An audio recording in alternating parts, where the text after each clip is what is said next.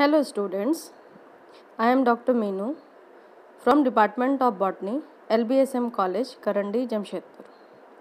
In this video lecture, I am going to discuss about the anomalous secondary growth in monocot, in which we are discuss about the secondary growth in Dracaena. Dracaena is a monocot plant which have only one cotyledon. ड्रेसीना एक monocot plant है जिसके पास सिर्फ एक बीज पत्र होता है और जितने भी मोनोकॉट प्लांट हैं उनमें सेकेंडरी ग्रोथ देखने के लिए नहीं मिलता है। सेकेंडरी ग्रोथ मतलब growth in thickness. The term anomalous simply means abnormal. Any deviation from the normal type of secondary growth is regarded as anomalous secondary growth. अब सबसे पहली बात आती है कि what is secondary growth. Secondary growth क्या होता है। अब इसे अगर समझने की कोशिश करते हैं तो हमने प्राइमरी ग्रोथ में पढ़ा। प्राइमरी ग्रोथ में हमने क्या पढ़ा? एपिकल मेरिस्टेम, जो भी प्लांट का जो एपिकल पोर्शन होता है, यहाँ एपिकल मेरिस्टेम, एपिकल मेरिस्टेम और ज़मीन के नीचे जो रूट का पोर्शन होता है, इसके टिप पे हम लोग रूट मेरिस्टेम देखते हैं। रूट एपिकल मेरिस्टेम होता है, रूट एपिकल मेरिस्टेम। तो इसका क्या काम होता है? ये मेरिस्टेम का जो रूट एपिकल मेरिस्टेम है, ये दोनों मिलकर करके प्राइमरी ग्रोथ कराते हैं। ये क्या कराते हैं? प्राइमरी ग्रोथ, प्राइमरी ग्रोथ कराते हैं, प्राइमरी ग्रोथ कराते हैं। मतलब प्राइमरी ग्रोथ का क्या मतलब होता है? Growth in thick, growth in length, growth in length. जो प्राइमरी ग्रोथ कराते हैं वो है ग्रोथ इन लेंथ। अब अगर सेकेंडरी ग्रोथ की बात करें, प्राइमरी ग्रोथ तो हो गया ग्रोथ इन लेंथ। अब सेकेंडरी ग्रोथ की बात करेंगे तो सेकेंडरी ग्रोथ, सपोज ये स्टेम है तो स्टेम की जो थिकनेस होती है, अब अगर ये एक स्टेम है, स्टार्ट में कैसा था? ये एक छोटा पतला था, बाद में इसका गिर्थ बढ़ा, हर तरफ से ये इस तरीके से फैला। तो ये जो गिर्थ बढ़ा, इंक्रीज हुआ, इस तरीके से गिर्थ जो इंक्रीज हो रहा है, ये जो गिर्थ बनने का जो कारण होता है, इसे गिर्थ को हम लोग कहते हैं सेकेंडरी ग्रोथ। इसे कहते हैं secondary growth. Secondary growth means growth in thickness. अब इसे क्या कहेंगे? Growth, growth in thickness, thickness. Growth in thickness is called secondary growth.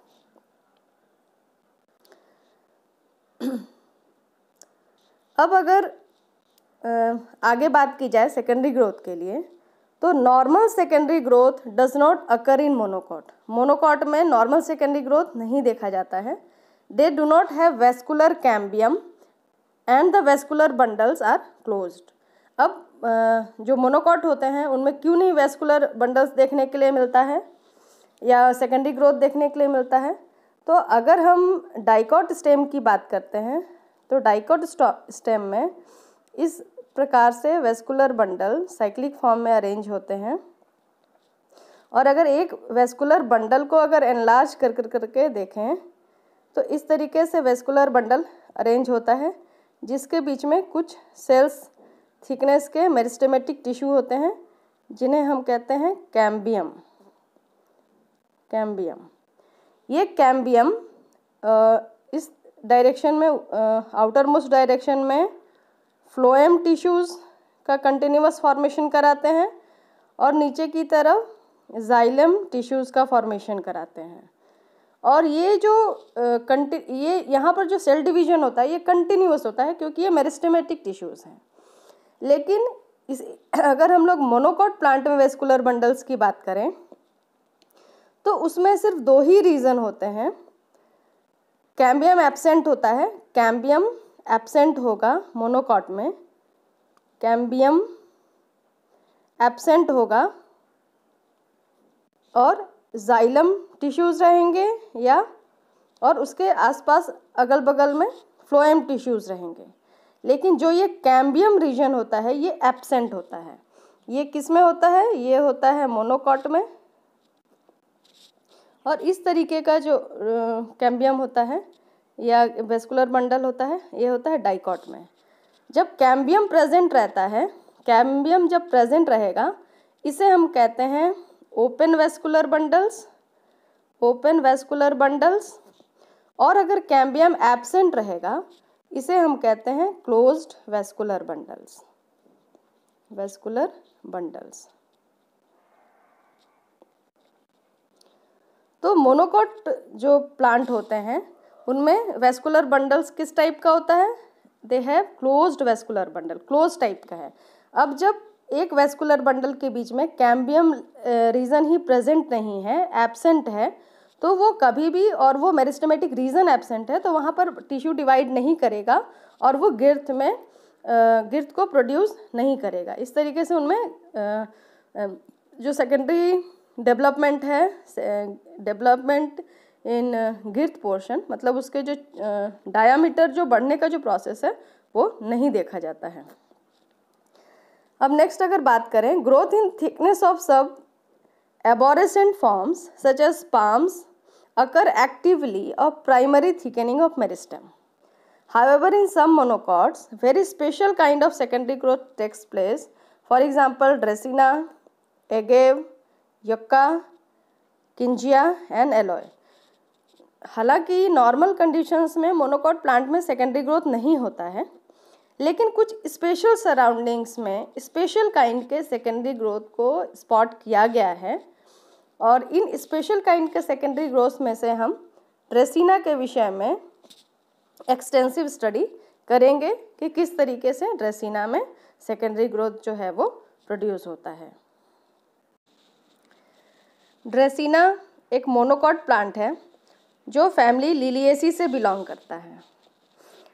अब इससे पहले कि हम सेकेंडरी स्ट्रक्चर के बारे में ड्रेसीना के समझें, पहले हम लोग उसके प्राइमरी स्ट्रक्चर को डिस्कस करते हैं। तो first we are discuss about the primary structure of Dracaena stem. Primary structure of Dracaena stem shows the presence of epidermis, parenchymatous ground tissues and numerous vascular bundles scattered in the ground tissue. The primary vascular bundles are conjoint, collateral, endarch and closed.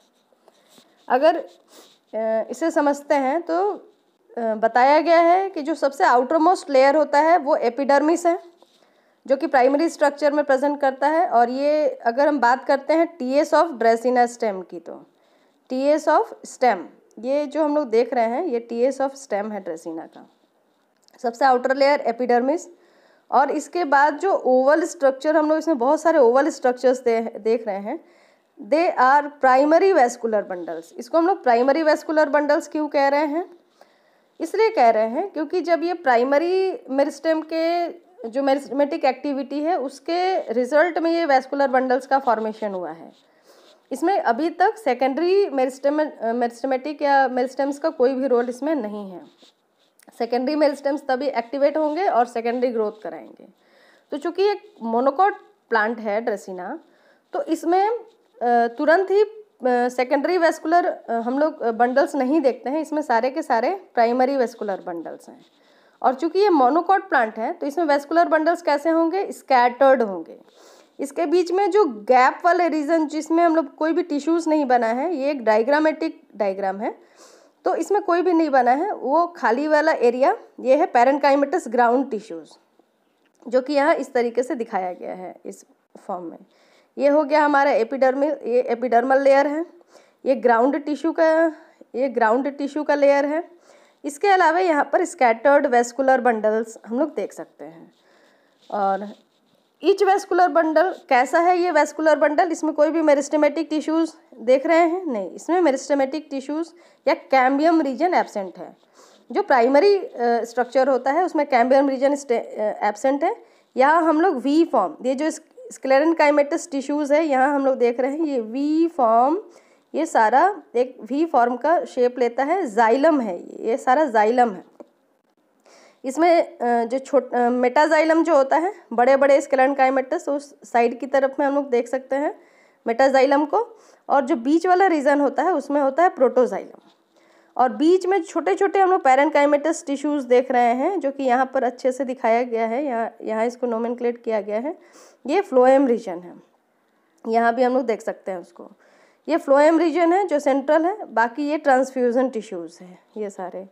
इसको स्क्लेरेनकाइमेटस sheath है जो ऊपर से ढका रहता है। तो इस तरीके से सारा सब तरफ से ये स्क्लेरेनकाइमेटस, नीचे की तरफ जाइलम, बीच में फ्लोएम, ऊपर से स्क्लेरेनकाइमेटस शीथ से इसका वेस्कुलर बंडल्स ढका हुआ है। उसके बाद पैरेनकाइमेटस ग्राउंड टिश्यूज़ हैं, उसके ऊपर में एपिडर्मल लेयर है। और वेस्कुलर बंडल्स जो एक संग में जाइलम और फ्लोएम एक ही सेल से अगर ओरिजिनेट होते हैं उसे हम लोग कहते हैं कॉन्जॉइंट वेस्कुलर बंडल। अगर आजू बाजू अरेंज रहते हैं, मतलब फ्लोएम और जाइलम आसपास रहते हैं, उसे हम लोग कहते हैं collateral arrangement of vascular bundles. And arch, मतलब जो भी ये सेंटर के पोर्शन की तरफ जो ये deep shaded area V shape का दिख रहा है हर एक वेस्कुलर बंडल्स में, ये सेंटर जाइलम जब सेंट्रीपिटल सक्सेशन में अरेंजमेंट रहते हैं तो उन्हें उस टाइप के जो वेस्कुलर बंडल्स हैं, और फ्लोएम आउटर साइड में अरेंज रहते हैं हर एक वेस्कुलर बंडल्स में, तो उसे हम लोग एंड आर्च कहते हैं। और क्लोज्ड वेस्कुलर बंडल इसीलिए, जैसा मैंने अभी पहले ही समझाया, कि उसमें कैम्बियम एब्सेंट होगा, इसे मैंने डिटेल में समझा दिया है। इसलिए इस टाइप के जो वेस्कुलर बंडल्स है इसे हम लोग क्लोज्ड वेस्कुलर बंडल्स कहते हैं। Each vascular bundle is surrounded by sclerenchymatous bundle sheath. The cells of the sheath are more towards the outer side. They are very thick walled. The primary xylem is V-shaped. यहाँ हम लोग हर एक diagram में जो black shaded portion है इसे हम लोग बहुत अच्छी तरीके से V शेप में शेडेड इस तरीके से देख सकते हैं, जो कि यहाँ इस रीजन में सब जो वेस्कुलर बंडल्स है, वेस्कुलर बंडल्स के इस टाइप के जो शेडेड रीजन है यहाँ पर वो दिख रहा है। Without lysigenous water cavity, the metaxylem vessels occupy the two arms of V and protoxylem occupy the angle. इस वाला रीजन में यहाँ पर प्रोटोजाइलम है, प्रोटोजाइलम, और ऊपर का जो ये एरिया है, ये दोनों ही तरफ, ये और ये, यहाँ पर मेटाजाइलम यानी बड़े स्क्लेरेनकाइमेटस जाइलम के जो सेल्स होते हैं वो वहाँ पर रहते हैं। The small amount of phloem lies between the two arms, और ये यहाँ इसके बीच में यहाँ पर बहुत सारे फ्लोएम टिश्यूज सेंट्रल पोर्शन में ये अरेंज रहते हैं, जो कि हम लोग डिस्कस कर चुके हैं already.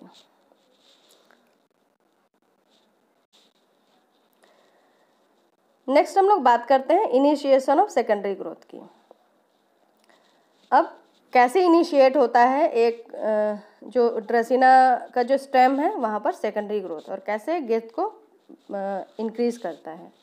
During initiation of secondary growth, the parenchymatous cells of ground tissue outside the primary vascular bundles becomes meristematic.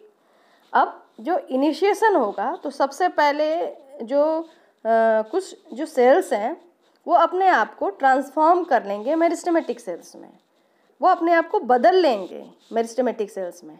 अब बात आती है कि वो किस रीजन में वैसे सेल्स प्रेजेंट होंगे जो कि अपने आप को ट्रांसफॉर्म करेंगे मेरिस्टेमेटिक रीजन में। तो जो भी ग्राउंड हाइपोडर्मल रीजन के, इस रीजन के जो कॉर्टेक्स एपिडर्मिस के जस्ट नीचे कुछ सेल्स के बाद में जो रीजन होता है, वो रीजन में जो सेल्स होंगे वो अपने आप को चेंज करेंगे in meristematic cells. They develop ring of cambium and cells of the cambium divides to form multi-layered zone of meristematic cells। अब ये इनिशिएट करेंगे सिंगल सेल से, फिर वो इस तरीके से डिवाइड करेंगे कि पैरेलल डिवीज़न करेंगे, और वो एक पर एक लेयर बनाते जाएंगे कैम्बियम का। इस तरीके से पूरा एक कैम्बियम का लेयर प्रोड्यूस हो जाएगा, produce phloem towards the outer side, और उसमें आउटर साइड में फ्लोएम रीजन का फॉर्मेशन होगा, फ्लोएम सेल्स का फॉर्मेशन होगा, और लोअर साइड में जाइलम सेल्स का प्रोडक्शन होगा। In case of normal secondary growth, जैसे कि डाइकॉट के नॉर्मल सेकेंडरी ग्रोथ में होता है वही पैटर्न यहाँ पे। अब इस डायग्राम में हम लोग देख सकते हैं कि जस्ट एपिडर्मिस के बिलो ये जो ग्राउंड टिश्यू वाला पूरा लेयर है, इसमें जो हाइपोडर्मिस मतलब जहाँ से कैम्बियम का जो डिस्ट्रीब्यूशन है वो ख़त्म होता है, उसके बाद वाले लेयर में यहाँ हम लोग देख रहे हैं, यहाँ बहुत अच्छे तरीके से फॉर्मेशन ऑफ कैम्बियम रिंग को दिखाया गया है, यहाँ हम लोग देख रहे हैं। अब पहला टिश्यू पहले क्या होगा, एक सेल्स जो है वो अपने आप को मेरिस्टेमेटिक करेगा, उसके बाद ये सेल्स इस तरीके से पेरिक्लाइनल डिवीजन करेगा और ये लेयर इस डायरेक्शन में और इस डायरेक्शन में लेयर्स को प्रोड्यूस करेगा। बहुत सारे लेयर्स हो जाएंगे, जैसे यहाँ हम लोग 2 लेयर देख रहे हैं।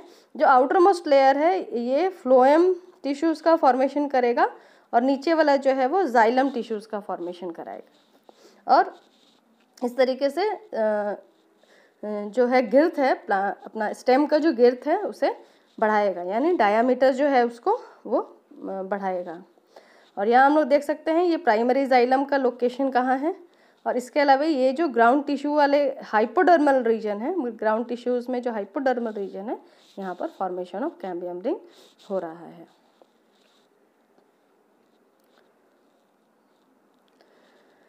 अब अगर हम लोग फॉर्मेशन ऑफ वेस्कुलर बंडल्स की बात करें कि किस तरीके से वेस्कुलर बंडल्स का फॉर्मेशन हो रहा है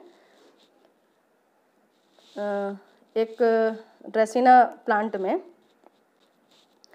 तो हम लोग देख सकते हैं कि the meristematic cells produced from cambium first divide by anticlinal division. पहले वो सबसे फर्स्ट वो एंटीक्लाइनल डिवीजन करेगा forming a row of 3 to 4 cells. Anticlinal division यानी इस तरीके ये जो सेल्स है उसमें ये वाला डिवीज़न जैसा हम लोग पहले बताया मैंने वैसा डिवीजन करेगा और कुछ सेल्स 3 to 4 जो लेयर है, यहाँ हम लोग देख रहे हैं वेस्कुलर बंडल्स, यहाँ पर वेस्कुलर बंडल्स हैं और इस तरीके से 3 से 4 लेयर के सेल्स के लेयर बना लेंगे and by a few periclinal division और give rise to group of cells. अब बात करते हैं तो पहले क्या है, लेयर बनाने के लिए उनको सेल्स को इस तरीके से डिवाइड करना होगा और उसके बाद एक बार इस तरीके से डिवाइड करते हैं, फिर अपना काउंट को बढ़ाने के लिए वे इस तरीके से भी डिवाइड करते हैं। तो दोनों ही डायरेक्शन में, इस डायरेक्शन में और इस डायरेक्शन में, दोनों ही डायरेक्शन में सेल्स का प्रोडक्शन होता है और कुछ layer of cambium rings produce हो जाते हैं। तो बहुत सारे कैम्बियम रिंग्स प्रोड्यूस हो जाते हैं, कौन से रीजन में, हाइपोडर्मल रीजन में यानी कॉर्टिकल रीजन में। These cells are divided irregularly. Few cells in the center in this group differentiate into phloem and the peripheral cell differentiate into xylem elements. ये हमने पहले ही समझा है कि जो बाहर की तरफ जो इस कैम्बियम से जो बाहर की तरफ जो सेल्स बनेंगे वो फ्लोएम सेल्स बनाएंगे और इनर मोस्ट सेल्स जो होंगे वो जाइलम प्रोड्यूस करेंगे। The xylem tracheids enlarges to form scalariform wall thickenings. अब यहाँ एक वेस्कुलर बंडल्स अगर हम लोग के डिफ्रेंशिएशन को देखेंगे तो ये इनिशियल सेल है, इसमें सबसे पहले एंटीक्लाइनल पेरिक्लाइनल डिवीजन हुआ, उसके बाद फिर सेकंड डिवीजन से को भी फॉलो किया।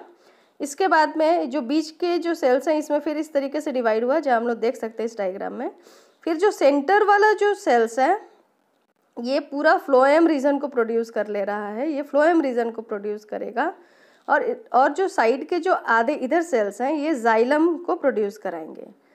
उसके बाद ऊपर के जो ये 3 सेल्स हैं हम लोग ये जो देख रहे हैं ये स्क्लेरेनकाइमेटस सीथ बनाते हैं। तो इस तरीके से जाइलम एंड फ्लोएम का जो पोजीशन है वो हमने देखा किस तरीके से डिवाइड हो रहा है।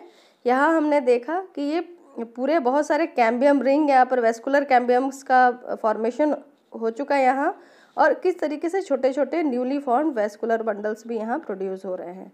और ये प्राइमरी वेस्कुलर बंडल है। इसके अबव आउटर रीजन में ये सभी इतने सारे वेस्कुलर बंडल्स, यहाँ बहुत सारे वेस्कुलर बंडल का इनिशिएशन दिखाया गया है। इसके अलावा कैम्बियम का इनिशिएशन दिखाया गया है।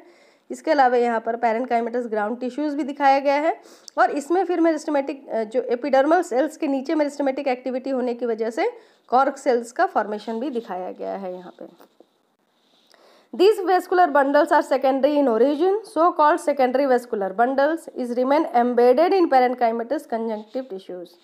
In secondary vascular bundles, phloem is surrounded by xylem called MP vessel type of concentric vascular bundle.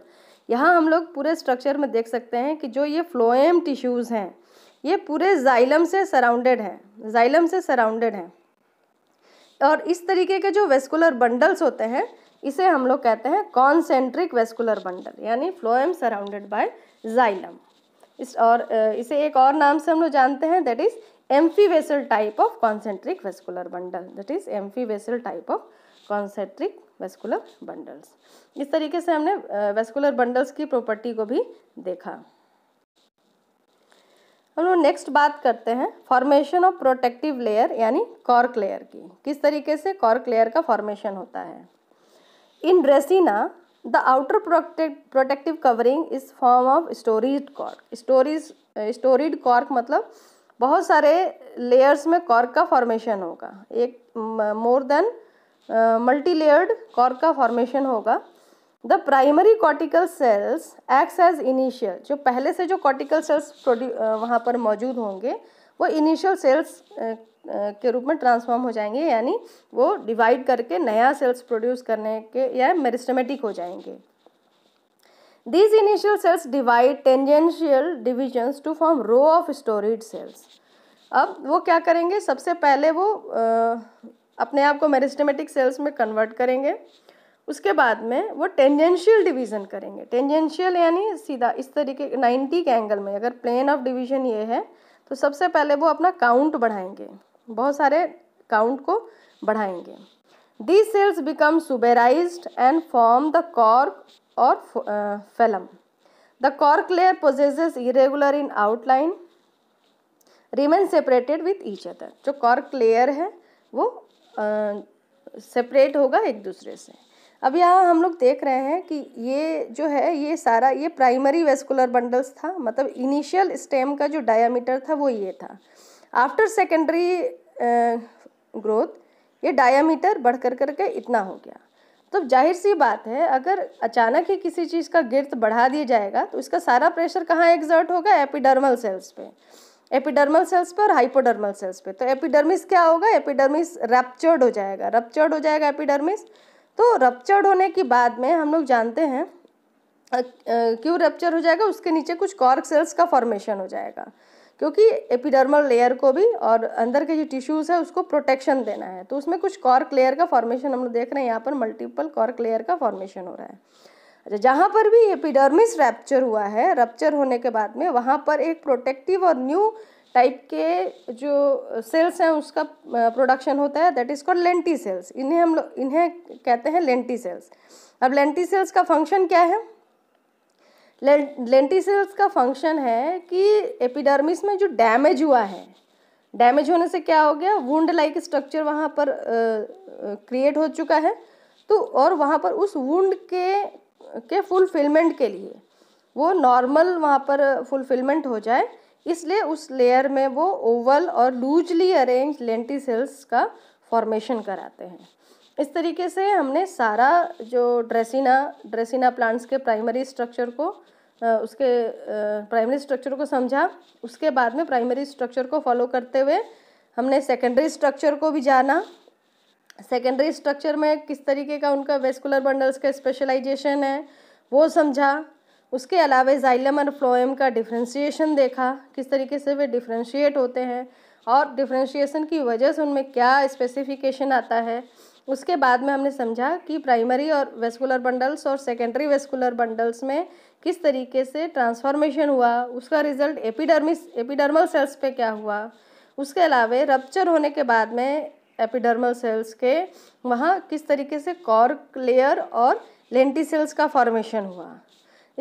और ये सारे मिला करके हमने टोटल जो vascular secondary growth in ड्रेसिना stem को समझा, और इसकी वजह से मोनोकॉट होते हुए भी ये ग्रोथ इन थिकनेस दिखाता है, इसलिए इसे हम लोग एबनॉर्मल, चूँकि मोनोकॉट प्लांट्स में सेकेंडरी ग्रोथ नहीं होता है, बावजूद इसके ड्रेसिना प्लांट्स में सेकेंडरी ग्रोथ यानी ग्रोथ इन गिर्थ या डायामीटर स्पॉट किया जाता है। और यही जो फीचर है ये पूरे ड्रेसिना प्लांट्स को ये एबनॉर्मल सेकेंडरी ग्रोथ के लिए प्रोमोट करता है और इसके स्टेम को वुडी बनाता है। इस लेक्चर में इतना ही। हमने बहुत अच्छे तरीके से सेकेंडरी ग्रोथ इन ड्रेसिना स्टेम, उसके सेकेंडरी ग्रोथ को समझा इन मोनोकॉट हमारे सिलेबस में कोल्हान यूनिवर्सिटी के सिलेबस में सेकेंडरी ग्रोथ स्टेम में मोनोकॉट के कैटेगरी में सिर्फ ड्रेसिना ही पढ़ना था। इस तरीके से हमने secondary growth in monocot ड्रेसिना stem के माध्यम से समझ लिया है। नेक्स्ट वीडियो में हम लोग anomalous secondary growth in dicot plants उसके विषय में बात करेंगे। वीडियो को देखने और समझने के लिए और अपना इम्पोर्टेंट टाइम देने के लिए बहुत बहुत धन्यवाद। Thank you.